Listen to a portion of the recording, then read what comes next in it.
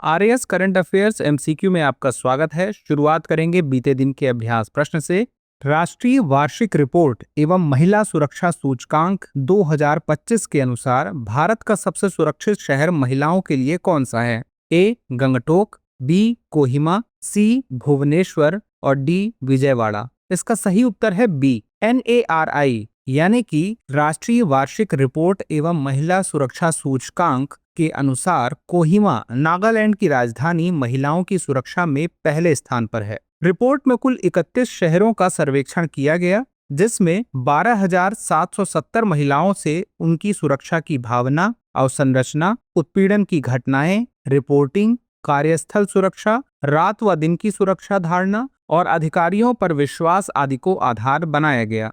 अगला प्रश्न है, हाल ही में कपास किसान ऐप को किस मंत्रालय द्वारा लॉन्च किया गया है? ए कृषि मंत्रालय, बी शिक्षा मंत्रालय, सी कपड़ा मंत्रालय, डी वित्त मंत्रालय। इसका जवाब है सी कपड़ा मंत्रालय। कपास किसान ऐप को भारतीय कपास निगम द्वारा कपड़ा मंत्रालय के अंतर्गत विकसित किया गया है। इसका मुख्य उद्देश्य किसानों को न्यूनतम समर्थन मूल्य योजना के तहत कपास बेचने में सुविधा प्रदान करना है। यह ऐप किसानों को स्वपंजीकरण, स्लॉट बुकिंग, भुगतान ट्रैकिंग जैसी सुविधाएं देता है, जिससे खरीद प्रक्रिया अधिक पारदर्शी, सुविधाजनक और तेज हो जाती है। इसके माध्यम से कपास किसानों को संकटपूर्ण बिक्री से बचाया जाता है और मैनुअल कागजी कार्यवाही में भी कमी आती है। अगला प्रश्न है, ब्लड मून के दौरान चंद्रमा लाल दिखाई देने का मुख्य कारण क्या है? ए चंद्रमा के लाल रंग का रंजक, बी पृथ्वी के वायुमंडल में रेले स्कैटरिंग प्रक्रिया, सी सूर्य की लाल रंग की किरणें और डी चंद्रमा का प्राकृतिक रंग। इसका सही उत्तर है बी पृथ्वी के वायुमंडल में रेले स्कैटरिंग प्रक्रिया।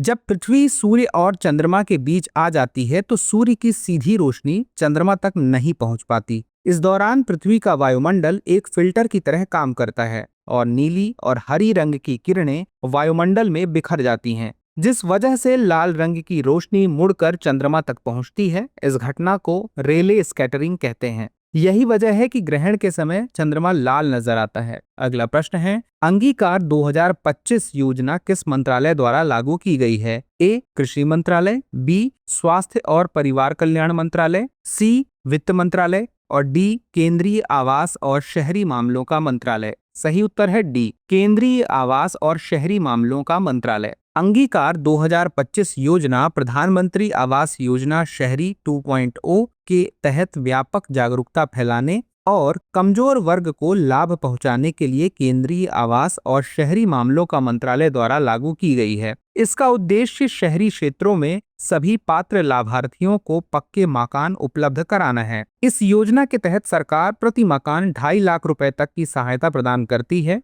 यह अभियान देश भर के 5,000 से अधिक शहरी स्थानीय निकायों में 2 महीने तक चलेगा। अगला प्रश्न है, नमूना पंजीकरण प्रणाली SRS सांख्यिकीय रिपोर्ट 2023 के अनुसार भारत में वरिष्ठ नागरिकों की जनसंख्या कितनी प्रतिशत है? ए 9.7%, बी 8.6%, सी 15%, डी 18.4%। इसका सही उत्तर है ए 9.7%। नमूना पंजीकरण प्रणाली सांख्यिकीय रिपोर्ट 2023 के अनुसार भारत की जनसंख्या में अब 9.7% लोग 60 वर्ष या उससे अधिक उम्र के वरिष्ठ नागरिक हैं, जो 2011 में केवल 8.6% थी। इस रिपोर्ट को भारत के महापंजीयक एवं जनगणना आयुक्त कार्यालय द्वारा तैयार किया जाता है, जो प्रजनन दर, मृत्यु दर और अन्य जनसांख्यिकीय संकेतक प्रदान करती है। चलिए देख लेते हैं अभ्यास प्रश्न। भारत स्वास्थ्य सेवा में AI की निगरानी मजबूत करने के लिए किस वैश्विक नेटवर्क में शामिल हुआ है?